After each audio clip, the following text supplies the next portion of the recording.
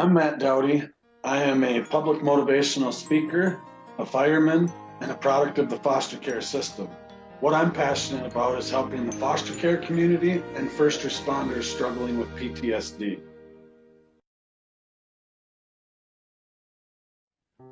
I really don't remember much before the age of 5, but from 5 on, there were some events that took place with my birth mom at age 5 that took me from her, and I ended up living with my dad for several years. The feelings and the bitterness and the hate in the family that caught up with me when I turned 14.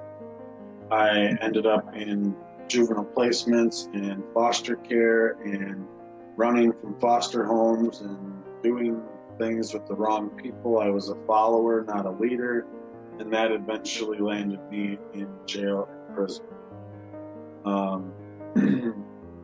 I made a lot of bad decisions. I made a lot of bad choices. Nobody to blame but myself. And nowadays I can look back on that and I have a lot of lessons that I've learned from such a crappy childhood. The single most important thing in my life that changed my life forever was the fact that I didn't show up to the funeral of the single most important person in my life at the time, my grandma Pat. Her handwritten wishes were that I was to be her front right pallbearer. And because I was too busy suppressing feelings and pain with drugs and alcohol, I didn't show up to the funeral for reasons that are beyond my comprehension. The woman was my mother growing up. She cared for me, brought me to sporting events, helped me with money, helped me with summer stuff to keep me busy, took me to my friends' houses. Just an inspirational lady, very faith-driven, spent hours of her time with me. Canceled time with her friends to care for me, and her last days, I was too busy worrying about me to give her the respect that she deserved, and I'll carry that with me all the days of my life.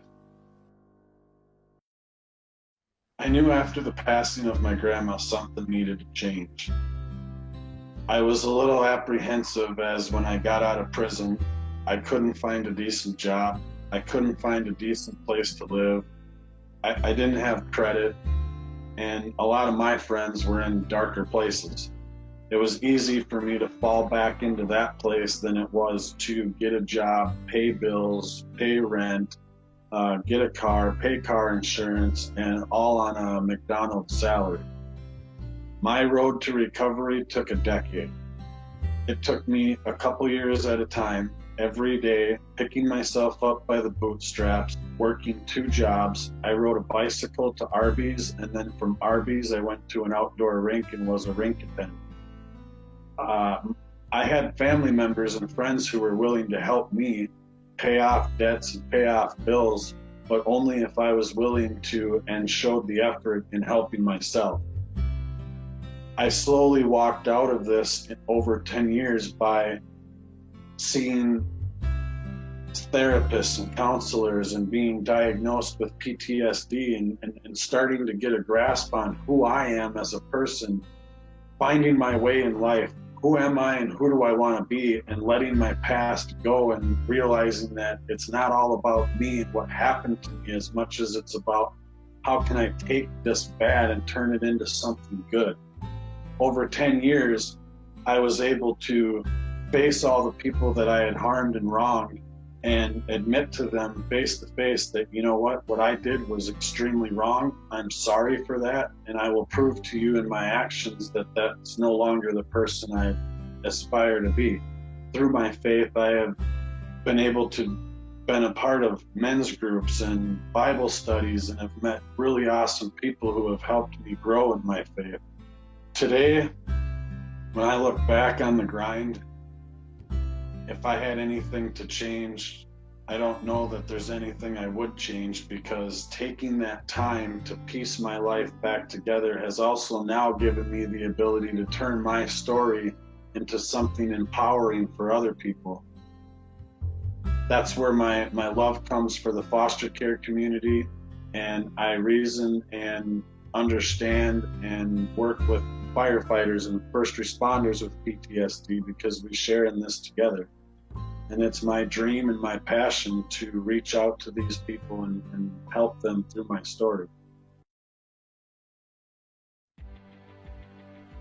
So the fire department for me is a big piece of my life. I love being on the fire department, working with my brothers and sisters. And I think a big part of why I went into the fire service was to be able to give back to my community. And I love to help people.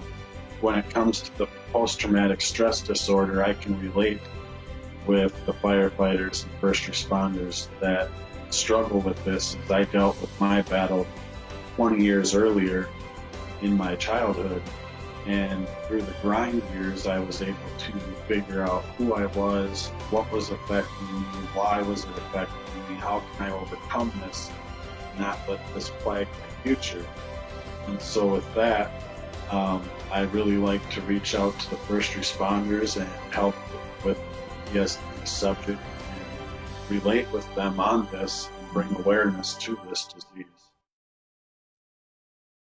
You know, I'm really hoping that with my story, I'm able to help those in the foster care community and first responders deal with and relate to the PTSD and the struggles of life. When it comes to changing life around and changing our bad habits and being forgiven for our past, the change doesn't happen overnight. It took me 10 years, and my stories, through hearing them, you'll learn that everything took time and nothing happened overnight. So I know that my story has a lot of twists and turns, and it may not be unique, but the unique part about it is that I overcame it, and I dug deep into who I was and figured out who I am, who I want to be. So if your organization would benefit from hearing my story, reach out to me. Shoot me an email, give me a call. I'd love to hear from you. I'm Matt Dowdy, and that's my story.